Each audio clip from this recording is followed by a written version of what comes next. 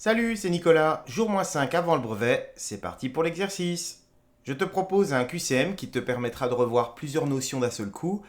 Il est en description, donc tu as juste à le télécharger ou alors tu mets sur pause la vidéo à chaque question et moi je vais me lancer dans la correction.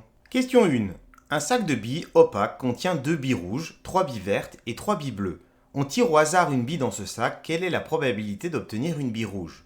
Pour trouver, il va falloir faire donc une fraction sur laquelle on va mettre au-dessus le nombre de cas favorables, c'est-à-dire le nombre de billes rouges, donc il y en a 2, et en dessous on va mettre le nombre de cas possibles, donc le nombre de billes dans mon sac. Donc là il y en a 3 plus 3, 6, plus 2, 8. Donc 2 huitièmes. Sauf que lorsque je regarde les réponses, il n'y a pas 2 huitièmes. C'est normal, c'est parce que cette fraction elle a été simplifiée. Si on divise par 2 le numérateur et le dénominateur, on obtient donc 2 divisé par 2, 1, et 4 divisé par 2, 4. Et donc du coup en fait c'est la réponse B, un quart. Question 2. Si je souhaite augmenter un prix de 25%, par quel coefficient dois-je le multiplier? Le mieux, c'est que je t'explique dans un cas général comment ça fonctionne. Donc lorsqu'on donne un prix de départ, le prix de départ il représente 100% du montant. Lorsque je veux faire une augmentation, par exemple ici de 25%, je vais rajouter 25% au 100%. Donc si je fais 100% plus 25%, ça me fait évidemment 125%. Sauf que 125%, je peux l'écrire sous une autre forme. Je peux l'écrire sous forme fractionnaire, puisque c'est 125 centièmes, c'est la même chose. Et je peux l'écrire sous forme décimale aussi, 1,25. Ce qui fait que quand tu veux augmenter un prix de 25%, alors ça marche avec un prix mais qu'une quantité de manière générale, tu multiplies par 1,25 et c'est comme si tu avais augmenté la quantité de 25%. Donc c'est la réponse A. Et j'en profite pour t'expliquer aussi comment ça fonctionne si c'est pas une augmentation mais une diminution ou une réduction. Bah, tu fais la même chose, sauf qu'au lieu de faire plus 25%, tu fais moins 25%. Par exemple ici, ça ferait 75%. Et donc 75%, on a le même raisonnement. C'est pareil que 75 centièmes. Et 75 centièmes, c'est pareil que 0,75. Question 3. Sur la figure suivante, le triangle 2 est l'image du triangle 1 par une transformation. Quelle est cette transformation? Alors j'analyse l'énoncé, on me dit c'est le 2 qui est l'image du 1. Ça veut dire que le 1 c'est la figure de départ et le 2 c'est l'image de la figure qui a été transformée. Je vois que les deux figures, les deux triangles, ils n'ont pas du tout la même taille. Et je réfléchis, je me dis quelle transformation que j'ai appris au collège permet de modifier la taille des figures. Bah, il y a l'homothétie et agrandissement-réduction. Et là, quand je regarde les trois propositions qu'on me fait, il y a une translation, ça ne modifie pas la taille, donc déjà, c'est pas la A. Il y a une homothétie en B, une homothétie en C. Les deux homothéties qu'on me propose ont toutes les deux un centre D, et la seule chose qui va changer, c'est le rapport. On propose moins 3 et 3. Alors, il faut savoir que lorsqu'on propose un rapport négatif, ça veut dire que la figure, elle a été mise de l'autre côté du point D. Elle a été retournée.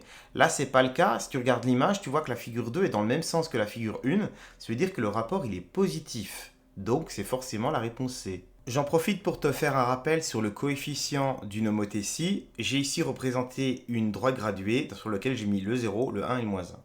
Alors, si le coefficient il est compris entre moins 1 et 1, il faut savoir que la figure que tu vas obtenir va être plus petite que la figure que tu avais au départ. Et au contraire, si le coefficient est plus grand que 1 ou plus petit que moins 1, cette fois la figure va être plus grande que celle de départ. Et la deuxième information, c'est le signe du coefficient. Donc si tu situes dans la zone positive plus grand que 0, tu vas avoir une figure qui est dans le même sens que celle de départ. Et si tu te situes dans les nombres négatifs, tu vas avoir une figure qui est retournée de l'autre côté du centre de l'homothétie. Ce qui fait qu'en regardant juste le coefficient, je connais beaucoup d'informations sur mon homothétie. On va pouvoir passer à la question 4. On considère une fonction f définie par f de x égale moins 9 moins 7x. Quelle est l'affirmation correcte? Donc là, l'objectif, ça va être de dire si cette fonction, c'est une fonction affine, linéaire, ou aucun des deux. Pour avoir une fonction linéaire sous forme algébrique, donc sous cette forme-là, il faut avoir une fonction qui ressemble à, alors je vais appeler g que pour l'exemple, g de x égale quelque chose fois x. Généralement, on met ax. Là, on voit que ce n'est pas le cas, parce que j'ai moins 7x qui est quelque chose fois x, mais il y a un moins 9. Et là, il n'y a rien du tout normalement. Alors que si tu as une fonction qui est affine, par exemple h qui va être affine, on va avoir quelque chose fois x, donc a fois x, et il va y avoir un nombre en plus, un b, et ici, en fait, le b, c'est le moins 9 qui est ici. Si je réécris ma fonction f différemment, tu vas le voir apparaître. f de x égale moins 7x plus moins 9, c'est exactement la même chose que ce qu'on propose dans l'énoncé, sauf que là j'ai mis en couleur, le moins 7 joue le rôle du a et le moins 9 le rôle du b. Donc là on est typiquement sur l'expression algébrique d'une fonction affine. Alors il manque une dernière expression, c'est la fonction constante, donc par exemple i de x égale b, et là il n'y a pas de x, c'est-à-dire que cette fonction vaut toujours la même chose, peu importe l'antécédent que tu lui donnes, ça c'est la fonction constante. Donc dans la question 4, la réponse était évidemment la A. On va pouvoir passer à la question 5. On me dit qu'une année-lumière est une unité de longueur qui est égale à environ 9461 milliards de kilomètres.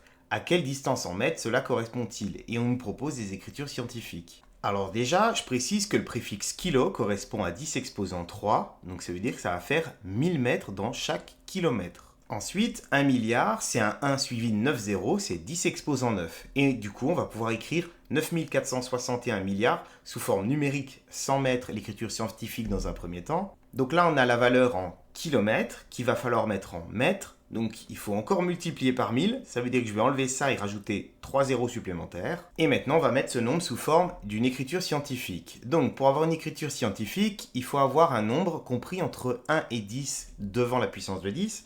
Donc ça veut dire qu'il faut mettre la virgule quelque part dans le nombre pour que ça fasse un nombre compris entre 1 et 10. Donc ici, je n'ai pas le choix, je suis obligé de la mettre après le 9.